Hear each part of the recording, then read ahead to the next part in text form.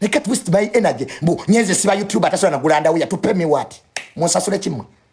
Abataina na rent. Shalom Kaweesi. Leka okunesi bako. Abakusiba obamanyi. Wabavuma gendo fafagane nabo. Munzije mugemu zamu. Why did you take the car? Nkola ku police eri wange. Emotoka yeri wano mu rujalu wange oberi ku police. Tonja samira. Mu junior yatute mukubidde abakulu. Muba walongo information amaye police officer. Nemuleta lechiro sibanya mutiyaba. Ate gwe mutiyaba mbadde sibayita oli musiru bwotyo. Era ddala oli mutiyaba ngeri nyalyo. Mbunemba buza emotoka yatomerani. Ngobibuuzani. Are you part of the case mutiyaba? Bachirese n'omutwe gwakyo gukiri yange ensujju. Nakirabye ku talk and talk. Nembuze wa police emotoka mujetwala wa. Kakati ne gamba mbu mutwale mu ddwaliro. Ndabe gwengani mutiyaba nanagira. Zabadde paka zabana nagira. How is this case yours? Guno musango gugo bajja kubasiba bivubuka mmwe. Kwewa importance. No laba mutiyaba nacho bachirese. Mutwe gukiri ensujju. Nembuze wa police. Gwe DPC. You question your police officer. Are you DPC? Are you OCSID? Are you IGP operations? Gwe mutiyaba gwe. You man with your mutiyaba lingi. This is not blogging. Police. Mbunembuzo wa police. Mwe matoka mujitwala wa. Mwasanga line gwanga lili patient. By the way, never zaba police mu gwanga line. I want to thank all the police officers. Thank you for being patient with us. Mwe bali kubera bagumikiriza mbusiru bwaffe. I want to greatly thank police officers. Mwe bali kutugumikiriza mbusiru n'obutamanya bwaffe. Towange n'obuzo wa police ali ku duty. You question a police officer who is carrying out a lawful order. Oli DPC, oli OCSID. Bikola abamaje. Gwe mutiyaba singa wasanze bamaje bandi kubye emiggo. Tusanga ngo wamaje no taliko mubuza. Abamaje bagoberera order. It's order. Order chusibwa munene. When a soldier is carrying out an order, the only thing you can do is to call his superior. Order chusibwa munene. Tusanga nga bamaje no babuza mukola kiwano. Bajja kukukuba. Gero bibuza amaje. Mbumuma order ni order. Security agencies zikolera kubiragiro byabakama babwe. Kati mwakubidde abanene ne mulimba limba obwedda no buligwe mukubira nkubira. My son Junior, what is wrong? All of the big people you called, you lied, called me. And they got to know the problem. That's why they did repute baba yambi. Baba police baba kutewa. Baba kutewa sebo. Who arrested them? Mukomo okwerimba. Nze nja babu ulida bye mutagala ulida.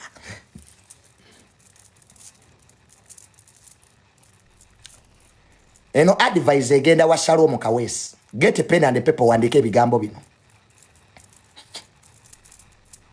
Shalom kwata pen n'olupapula. Bye kugamba bigenda kuyamba. Shalom lekera okumanyira police ng'ogivuma. Si batabani bo. Muvubuka kakkana. Nkiddemu amagezi gazze. Shalom ne basiru banna ba YouTuber. Mulekera okumanyira police. Okujibulira ekyokola. Joli mwabagisomesa mwabagisasula. Mwabagiwa training jeina. Ekyokubiri Shalom okudduka tekugenda kuyamba. You not run forever. Genda oyogere ne bewavuma. Naisire. Dialogue. Shalom.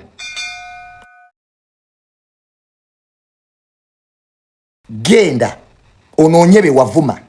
abakusiba obetondere. It will save you the embarrassment. Kusinga okubeeraawo nga weewagawaga weepanka. Social media terina kyekola. Bakutwala eraba. Wano bakusiba balaba era abakuwagira wogenda mukomera be bagenda oseka. Nkiddemu amagezi gazze. Wano social media ewabya. Abakuwagira kati wolinye mukomera bwoti be bagenda okusekerera. Kyali kyepanga. Kati solve your problems. Shalom nakusonyiwa. I forgive you honestly. Era sikuinaako buzibu. I forgave you from the bottom of my heart. Era ne mama wange yakusonyiwa. She has no problem with you. Era mubakunoonya tetulimu. Tetulina nsonga why we are looking for you even. I want to repeat this. Honestly from the bottom of my heart. Nga ndi Mukatoliki, I'm a Christian. Shalom Kaweesi nakusonyiwa. Byonna ebigambo bye wanjogerako ebitali bituufu nga accident gye nafuna weetaaliyo. You make the strong allegations. Strong allegations. Nga how I faked my accident. Nga abanumba wobamanyi. Ebintu ebibadde bijja kusibya my brother. Era tobiddangamu. Shalom toddangamu kwasama nga tolowoozezza. Ebyo ebintu bisibiza ddala. The moment you start going personal. Ebintu ebimu Shalom kula. Bwotandi omanyi Shalom oyina ekizibu obeera mu kamera tolowooza. Oyasama bwasa bya. Chobola abanno basirika. You can't wake up one morning. Ogamenti Junior yafuna accident. Accident wetadde mu kintu kyotagenda kwejjamu. Era abasecurity badde bakunoonya. Obabuulire ani yali annumbi. The president gave me security. President w'eggwanga yampa amagye agankuuma. And you are saying the people who wanted to attack me, you know them. Mwana wange toddamu zanyira mu bintu ebyo. Muganda wange tobiddangamu ebyo. Ebyo tebabyogera mu bantu. Ebyo byogeranga ne basiru bano ba YouTuber nga muli ku mwenge. Totunulanga mu kamera. Nokanti manyi abagenda okulumba gundi. Omuntu afa. Tekamu obwongo. Bino nesiga omuzigo mu matako. Ebyo tebiri mu makulu. Amatako gange nsobolo gatekamu omuzigo nengasaliramu obutungulu n'ennyanya. It's my bums. Ebyo byote biri mu makulu. Ebyo byote bibye wayogera ebyo. Siba Junior yesiga omuzigo mu matako. It is my bums. Nsobolo gatekamu katungulu chumu nenkatamu ennyanya. Amabina gange Shalom gakulumirawa.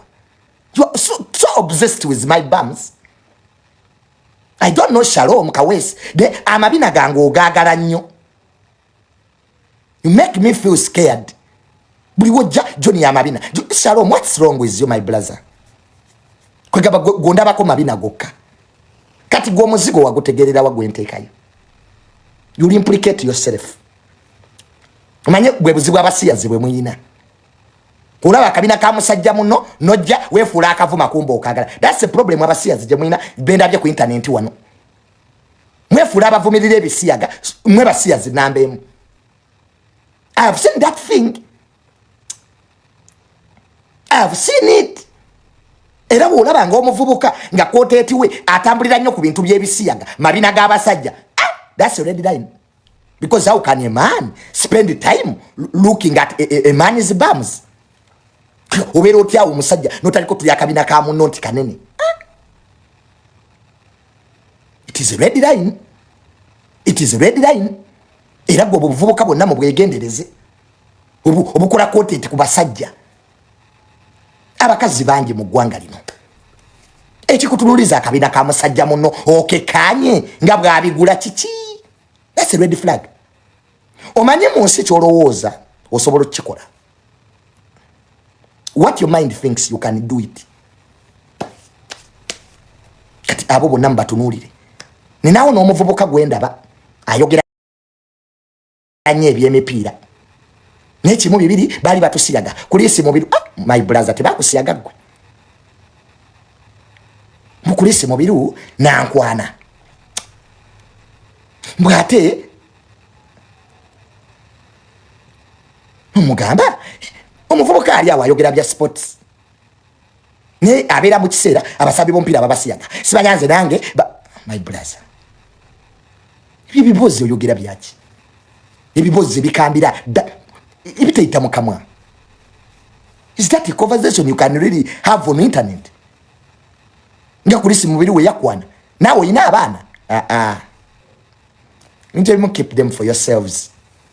It's very disgusting. So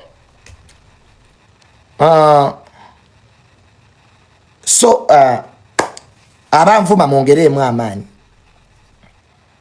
senga asidi yongeramu amaanyi penge yongeramu amaanyi onvume Zubedah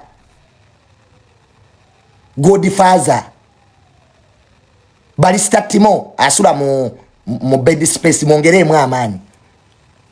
People will love me, people will like me, there's nothing is going to happen to me. Nze nina favor abantu banjagala. I'm trending center. I'm trending kabata yongeramu amaanyi nete muntiisa nze sinezira kuntiisa. You can't make me scared, you rabbits. These rabbits biri kuno byasaba Junior. What is Junior? Bani look at me newunya. Why are people on me? Munfudo wa amaanyi guys. I don't deserve all that energy. Honestly speaking guys, I don't deserve all that fame. Ne muntadde wagulu mumpanise. Nawulidde Barista Timo ngamba mbo Junior sibanya wetaaga emikwano Barista. My brother, I have many friends. Emikwano ngoba migobe. Nze my dream si kuba YouTuber. Kufuna $10. That's all my dream. My brother Barista Timo, I did go to school to be a YouTuber. Munkere nonye interview, that's not me. Nze government yensasula. I'm paid by government. Actually, mubululu obugenda maaso bansasula 5M per month. Barista Timo, mukalulu kana kagenda maaso bansasula $5,000,000 buli mwezi. Major Emma yanteka ku list. It is Major Emma. Era State House controller mama Baliche Nkwebaza. We had a meeting in State House. I was invited. Era mu myaka mingi, it was my first time okudda mu State House. Mbapita. Buza batikitoka, buza gundi Bukenya Media. Ask Bukenya Media was there. Buza dada yenyini. Bona bali ku payroll. We are paid. Nina ntu meeting a State House controller mami Baliche. We had that meeting in State House. Ni batwala batikitoka 12 be bali ku presidential gundi media. Nze sikola ndi wano bansasula. Kakati Barista Timo my brother. I don't need the poor friends. Nze sina mikwano miyavu. Oba YouTuber sire vo yange. Nze siri amubuntu. Nkere ku macha nve wange nzire mu lugambo. Gundi yasuze ne gundi ya mfune $2. That's not me. That's not me. Ene nyumba sajizimbisa YouTube, my brother. I own a mansion here. Untuwali YouTuber nsinga nyumba nungi. Nowhere. I own a mansion at my age. Barista Timo sisula mu bed space. I'm not like you. Habira wo no yasaba no mitafu nejikwesiba. What are you doing, man? What are you doing for your life? Gozogera kubera mu bed space Dubai Barista Timo mpakadi. Ngovuma kuvumi bantu. No vuma no wemula abantu obifunye mochi. Ngano gende bungereza bakutikanga nyanya. Balinga batwala omwera. Kati you have an obligation yonvumo obasanyuse. I interceptive calls. Abakutuma Barista Timo mvume mbamanyi. Abakubo busete mitwala 2. I know them. But you are not cheap to that, by the way. Barista Timo, lekera okwefula cheap, my brother. You can do better, by the way. Yebyo kutike Dubai nga batwala ensa, ebungereza nga batwala ensawo. Ensawo ya amanda. Balinga batiko omugugu. Notuka ko airport no mara wedda esawe emu n'abakutisse tobamanyi. Barista. That's not life. Nzoli chali wange. Era we twali twogera nagamba dda. Nga balista jangu mwena alimu. Siga balista timofuna sente. Eriyo wano ba YouTube bali kata. Ena alimu ebasasula. Niwe kutebubi. Oli mumbozi sibajaba abakazi balina amazzi sibaja ebyo bibozi birekere bapo coming ba chicken ora na bote bachabyogera ora ne chicken ye branding chicken yabera mu banene ora bane chicken yungwe e center azifunye avuga Subaru 216 milioni za 5 era natuza chicken ne mugamba chicken you can do money vomwe ebyo bitu byekisirusiru abakulu tebagala bintu byakuwemula. Era chicken kati ye brandinzo omulaba akubebika namugamba chicken soko tuse nyambala dress well. Era kati chicken yankopa is ever smart image ye kuwa sente. Guys wano ku internet tutunda image tusa kwangu nyambala bubi ounya akamwa oli Dubai mu bed space okera kwa sama junior kati barista we wanvumye nenkola nenfachi. That's your problem bavubo kamwe. You think when you abuse somebody barista wetaga advice okusinganza. Yes. You need more advice than me. Barista timo mvuge motoka yabo kadde nsanvu mu butano. Mazda X5 216 75 million je mvuga nakajigula 2 months ago. Barista I own land. Chovura abanvu mambo etaka lyange lyandagano. I have it. Kaindagano irabwa nanyini. 80% of Ugandans etaka binary andagano bwa nanyini. Endagano is ownership. No ati mwasoma. Hey junior etaka lyandagano endagano bwa nanyini. Era 80% mu Uganda tuli kundagano tuli babibanja. Mu constitution bebaita bona fide occupants. Article 237 of the constitution yegamanti tosobola goba wachibanja is a bona fide occupant. Let me educate you. Abo bonna be muulira kabuusu. Busega family. Busega muntu. Kabuusu muntu. Those are families zebawe taka mu 1900 Buganda agreement. Nenga kulika abantu. Kati nalabyo no muvubuka Shalom anvuma. Hey junior gule taka oli kundagano endagano bwa nanyini. Era bogenda ogule taka bakolera endagano. Nga ne chairman wali. Butasoma, you are ignorant. Ba YouTuber temwasoma. Kano sanga YouTuber no mutwe gwenga akaba. Endagano bwa nanyini. Nzo ntata wange yaina eka 2 ezettaka wanechengera. My dad had 2 acres. Nampako eka ejo. Wono ndi mu sente ne bwengamba ati kati junior antunde sisobola kwavuwala. When I'm in millions of money. Even if I wake up one morning nga ninetaka nyenda ditunda. Sisobola kwavuwala. Kati mwe muli mezigo mupangisa. Oli kulambira ensije ekoma gyomanyirira abantu mu single room. Muli chanja muli mezigo gye mumanyirira abantu bajja kubasiba. Nina gwe nagenzo kwata YouTuber ngasula mu kalumu okalaba okaba n'amaziga. Abantu muvuma bachinga muli banako. Ali kulambiro wansi amazi je gasala. Yada manyisinza tukayo. We deployed the satellites. Omuntu ali kulambiro. Eri je batira afande Kaweesi wansi. Japangisa. Mukalu mubweka ne musula bubi. Ba YouTuber musula bubi temwandi manyide bantu. Wamaye nugu je muyina ku bantu. Omuntu oli mu single room. Omanyiranze dunia yazimba. How do you antagonize the landlord? Kati ize mukapara we bayita banyine bizimbe nange nyenda. Ninamwe nyumba. President Museveni namalaita ba landlord mukapara za sokayo. I have house. Go twala yo muzigo. Otwala yo muzigo. Bosula kisasi. Mizige jala ise je mitwalana mwe twasokera. Nango mwe nasokera mu kisasi. Mwe musula buli feria. Buli atandika obulamu kisasi kyanja.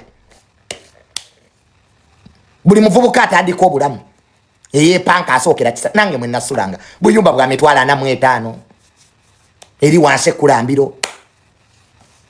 nalabye entambi wasula simanya asula ku Valley Bati apartment naye bwoziraba musula bubi ntambi muve mu ntalo munonye sente musula bubi wolo ni balukeza asula ku Bati Valley simanya apartment nazituse ko nenga ntambi wange najja mu kamera nakuba obutayi get money fe twasoka nonya sente.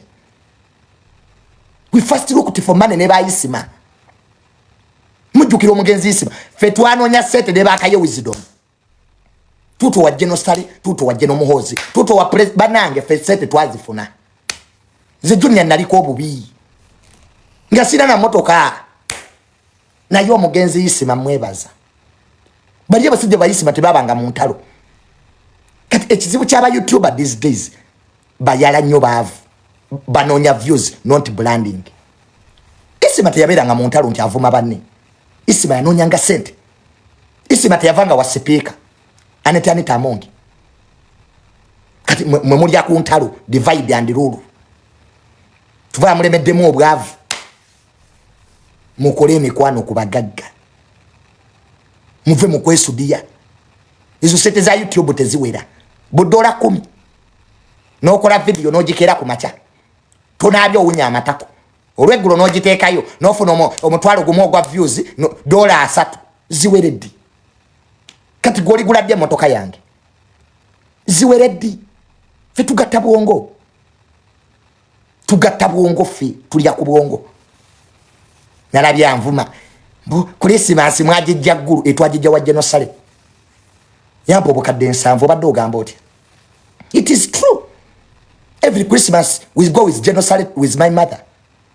The last time he gave us 70 million. Our daughter is so tata. It is to a guru naliyo last Christmas. Ngachi me sent e wajjano. Kati obadde ngamba ki?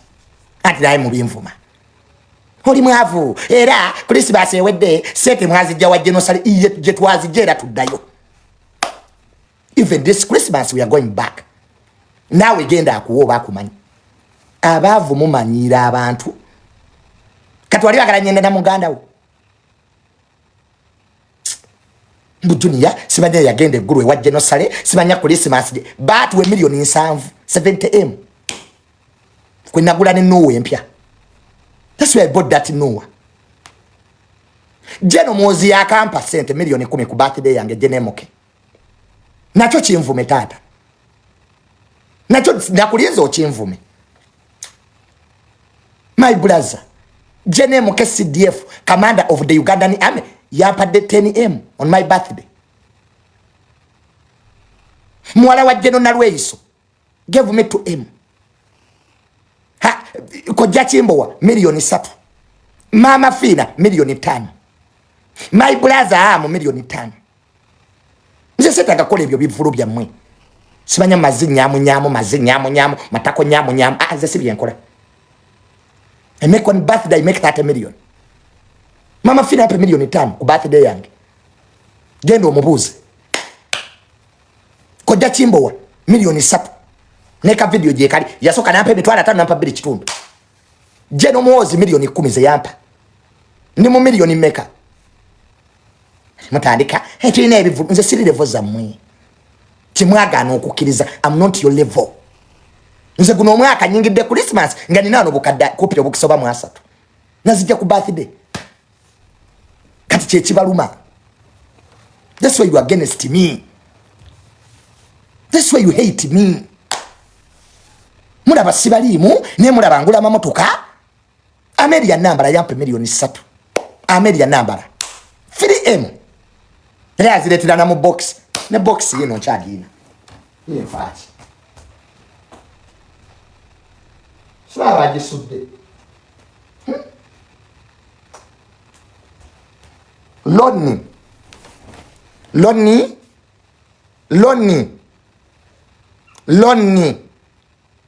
E box yange eriwa. Ameria nambala mu yampera cent. 3M. Lonni. Bana yalazeewa. Munne nava mu birthday nga nine milioni nga 20. Jeno Nalweiso yansindikira sente. Nabyo mubinvume. Ba YouTube ekibampalanya sibonabona nga we mwagala mbonebone. Favor yange baluma. Mwagende wababa Yasini ne mugeze wababa amu ne munjogerere ebigambo. Banchawe.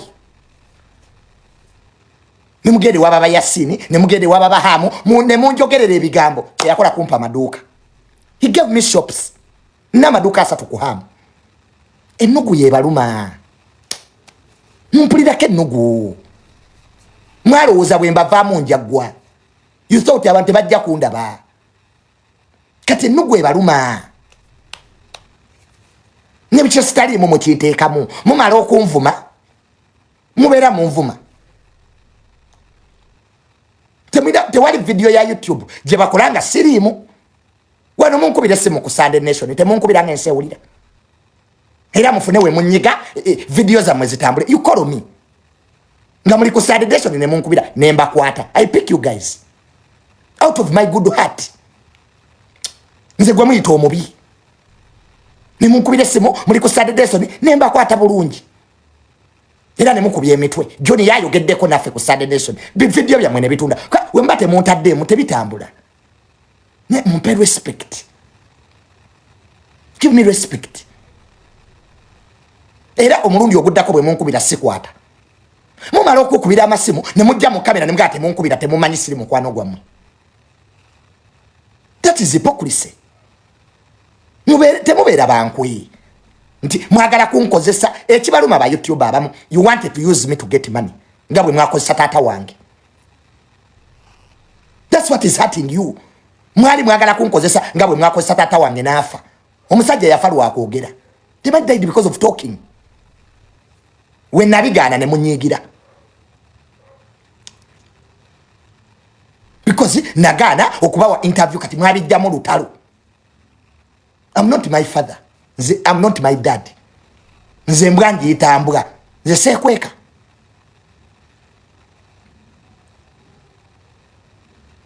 Ne wano munkubira misadatu ku Sunday Nation Junior jebaleko nemba kwata bulungi. Sigana bakwata. Atuva ne mumpisamu amaso.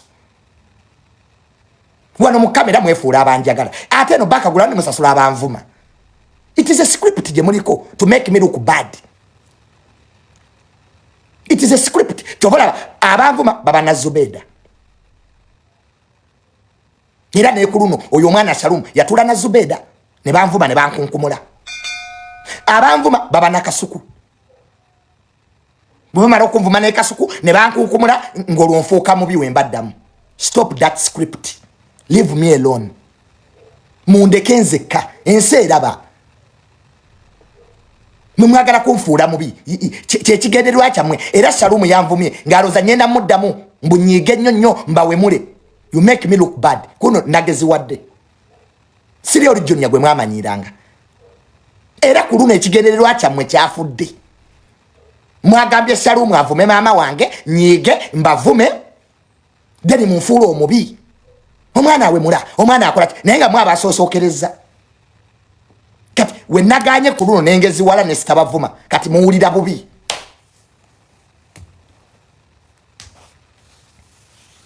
Si kyali oli Junior gwe mwa provokinganga. Kwa mumanyi nina temper issues.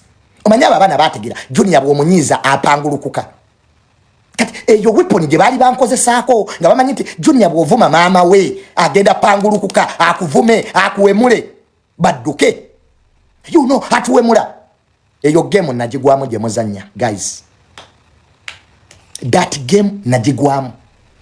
That's why this time saba vumi nabatuke ku police. Kati muwulira bubi. Era mwabadde bwebuuza Junior ni amwadaga amagezi. Junior ngata inago magezi nabategeera. Muri bantu babi. Nkwezo kazi zibamenya. Nze sibavuma wano guys. Mulaba live zange ninagwendeta avume Zubedah. No mumpero bujulizi. You are on this live every day. Is there any person I bring to abuse Kasuku, Zubedah and Shalom? You guys said the truth. Umusajja nzija wano nene yogerera ebintu byange ne mpita aba Frank abawo ne nyenda. But they want to banvume bafune views nze nfuuka omubi. Zubedah nakulabye onjogerako. Zubedah nakulabye onjogerako. Zubedah nesonyiwa. Mukazi wattu Zubedah nesonyiwa ojo noonya naye nze omala n'onfuna. Nje Zubedah sina buddebo. Nze sikulaba oli mumpi. I don't see you. Nze sikulaba. Nze sikulaba. Sidda mbakazi bampi. I'm not seeing you. Olinga chokolo. Sikulaba. Where are you? Magi Zubedah yakubaddeko. Ne Zubedah oli mumpi olinga kachokolo.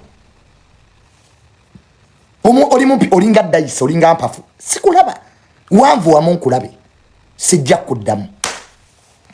I will not reply you. Eyo group ya mwenje manyi muri basatu abandiko. It is Shalom, it is you and one person. You are three of you who are on me. Ntambi tabirimu. Muri basatu abandiko. Abambuziza ate emirembe. It is you Zubedah. There is Shalom and one person. Leave me alone. Buli kyenkola muki nesendi wakuna. Everything I do mukifula kibi. You talk bad about me every time. Nze sibanga ko mutofu in your eyes. I know it. You didn't even condemn okuvuma mama wange. You never. You never. Kumwe abana abasatu tekuliko ya condemn nze kya kuvuma mama wange. Because Junior mumuwalana tabiranga ko mutofu. But I will deal with you. Trust me. I will deal with you. Nze bwenti obwendi, I'm very unpredictable. Buza ako Shalom. Nze nkukwata nenkunweza nga akamasu.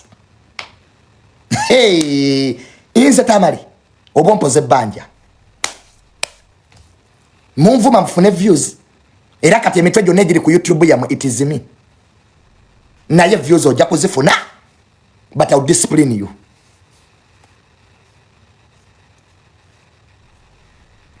Nangamba sina magezi. Nemba vira. I left those guys in peace. Ninga wangi. Abantu kamba veko nyende nkole ne ba YouTube abanjagala. Era nze nkola na Simon na Sakozi.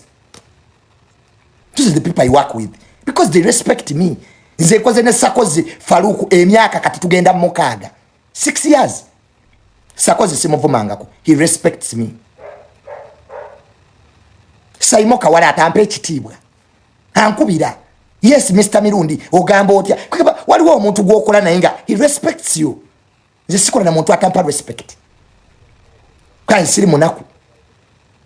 Bana mwe mundeke. Wano bali bavuma mama wange nga musirise. When I defend my mother nga muyomba. I have a right to defend my mother. You can't victimize me for defending my own mother. I have that right. And nobody will give me that right. I have a right to defend my mother. And if you joke around with my mother, no jano no tadiko kara emotoka yange. Hey. If you joke around with my family, no tadike bya sympathy, emotoka yange eriwa. You will know me. When you joke around with my mother, no tadike bya sympathy, police yako ziseza amanyi manyi, they will even use more force. You started it, I'll end it. Nze kinuma kuba YouTuber temwagala bogerako. Mwogedde ku bantu wano. Mwebivulu bimekabye mwakavuma ba YouTuber. Bwero muvuma ebivulu by'abayimbi ba YouTuber tebagala bogerako. Naye bo mukwogera ku bantu. Mu Junior yayogera ku kivulu kyange. Gwe toyogera ku byabalala. You also talk about other people. No vuma ebivulu byabwe. Kati gwe toyagala twogere ku kichoti kya Philippines. You don't want us to say nti gwe kicho kya Philippines. Mbade namwe musiba muvuma abayimbi ng'ebivulu byabwe we bibasaze. That's what I also did. Okubaga ba point black tables ali nkalu. Abantu tebajja. Kati unabavuma ki? kati unabavuma ki savuma ku mama wo savuma ku mwana wo kati emotoka weeri ku police ndaba ajijjawo. Let me see who remove it. You'll pass through me. YouTubers mawulidde. That cat to leave that police station, you'll mwina yita munze. Son of Mirundi. Mujje wange musimule nyumba. Muoze ebintu mulongoso olujja. Nekasasiro mutwaleyo so that I can call emotoka bagite. Nchidde mu kiwuli. Ba YouTuber ababadde basama mwekunganye. Mujje wange. It is me with it. Musimule nyumba yange. Wash my dishes. Muoze ebintu. Omukumwayo zanda we yazange.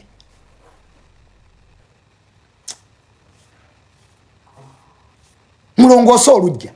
After all muli aido. Mubeera mu ngambo na kunyamazi. Then I will give you the car. Simple. Temulekana. Temumpoganira. I'm busy. Temumpoganira. Joni ya atute motoka. Joni ya atute motoka. Mugende wa president mondope. Go to the president himself. President Museveni. Mondope. His grandson Joni ya Mogisa has taken the car. Na kusatu muli wanu mumpoganira. Haya sise motoka. Yes, it is true. I'm the one with it. Any problem? Mbade mutesa kola watch. Yes? So you want to intimidate me? Kati mubadde mutesa kola ki? Muve bintu bya sympathy ebyo byembalabamu. What way are you planning to do to me? 3 days emotoka twagitwala lwakutaano. Today is a Monday. Muli ku TikTok, muli mwasama, muli ku YouTube. What are you planning to do? Owamanya kubisane gw'okutte. Abaganda bagamba nti akusinga amaanyi akubisa n'omuggo gw'okutte kyembakola. Ba YouTuber njagala mbamalemu olugezigezi. I want to get that mentality. Eyokuloza ati we mutuula mu buti muli b'amaanyi. I want to get that thing out of you. Kyendiko. Mudemu kubira abakulu amasimu. Please, call again. Ngaka temukyaga kuba. Airtime yabaweddeko. I ran out of airtime mbawe. You come and use my phone to call whatever you want to call in this country. Tumbavu. Twatwala Brian White yowoza mwe. Please, by YouTuber, mwakomye okuba amasimu. Mbawole ku airtime mukube. Mulyawo mwepanka. For me, police, mafia system. Manipulating the system. I loved it. Manipulating the system. Mwenga muvuma abantu manipulating. You are the one manipulating the country. Police is doing its work. Nakagadako kemweyogeza. You see me the problem I have. Manipulating the system. Gwengani ataina na barua ya mjiji. Whom are you educating about law? Who didn't even bother to complete university? Ebigezo bakopera bikopere. Mu university ne bigezo bakopera bikopere. How can you manipulate a police an entity? But you know, manipulating the system. Arrogance and idiocy. Just because you are arrogant and you are ignorant. Oh, and manipulating. You see me. By no buzungu we yogezo bwabavu. You see me one thing I don't understand. Or YouTube at hand so lugezigezi. They are manipulating the system. What do you mean? Who can manipulate the system of Museveni? Who can manipulate this system of President Museveni? Who can manipulate it? Mugena ne mogera mu Galibo society. It is just common sense. Police can arrest anybody. It's common sense. Twakisoma ne musomero. The work of the police. Go and read the constitution. Awotandike manipulating the system. Manipulating the system. Arrest warrant. Arrest warrant as if you're a VIP in this country. As if you're a minister. They arrest you with an arrest warrant. Oli minister. Aye vice president. Bakwata ba minister wano mu mabati ne babatwala e Luzira. Without arrest warrant. Ba YouTuber mwe wadde importance. Na amalala gakulembera ekigo. You are reaping what you sow. Nenze nabasonyi. Era don't include me in your troubles. I have nothing to do with Shalom Kaweesi. I have no file there. I forgave him. I instructed my lawyers to withdraw. The rest, Shalom, bobo yagale motoka yo, kwatagana nebe wavuma. The complainants there.